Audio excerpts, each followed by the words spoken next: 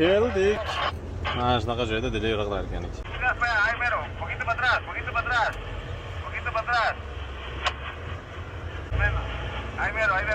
Dahshati. Bueno, mucho trabajo, mucho dinero. Mana shu yerda yotib ishchilar ishlaydi. Mana shu uychalari qurishni boshlabdi. Amerikada ham bor mana shunaqa job saytlarda. İş joylarda yotib ishlashgan. Mana shu ko'pincha Meksikadan kontrakt bilan olib kelishadi. Ishga kontrakt bilan ishlab ketishadi. O, boshlandimi? Tap qilib ishlaymiz hozir. Qarsillab.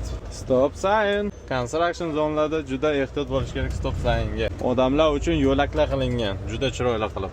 Mana qancha trailer, biza qanaqa, mana shu biza olib kelgan yuklar hammasi mana. O, biza faqat drop qilib ketamiz. Mazzami? Qani? Bismillah deb boshladik. Nasib xudo xolasa. Thank you. Komanda keldi. Otryad. Boshladik.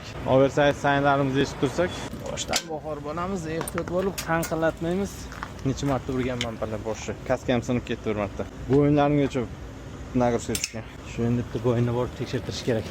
Nima bo'ldi bu bo'yinga? Bu chiqarmikan? Qarang qanaqa katta qurilishlar boshlagan. Texas, Santa Monica edim, Santa Clara edimi? Ish qilib shunaqa joyga keldik.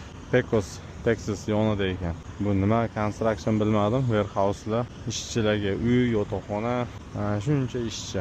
Maoshlari soatiga где-то boshlanish $35 dan $85 oladi soatiga mana shu yerda. Kunlik ish soati 8 soat. Ertalab 5 dan obed 2 gacha ishlashadi. 2 dan keyin dam olishar ekan.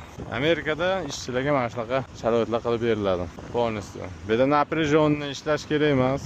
Sekin, качественный ish qilsa bo'ldi. Главное shu.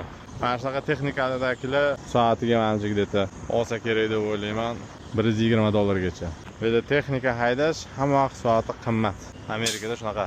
Chunki sabablardan bittasi javobgarlik katta, shu uchun juda ehtiyot bo'lish kerak. Bunga o'qiladi, как положено, ekzamen topshiriladi, test hammasi qilinadi. Ana qolganlar ham keldi. 1, 2, 3. Komanda ko'payib ketdi.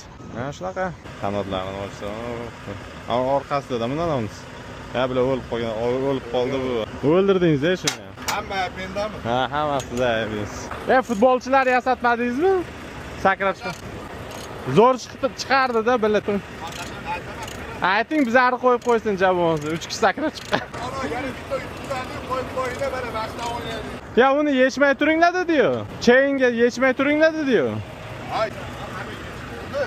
Ha, yo'q-a? Menga bo'yi shunaqa. Ha, bo'ldimi o'zi? O hozir mana monokrallar bor-ku, tasira tushirib yuboradi. Ha. Mashina keladi, o'tkazib beradi, tushiryapman bu yerda. Ko'pligi qarang buni.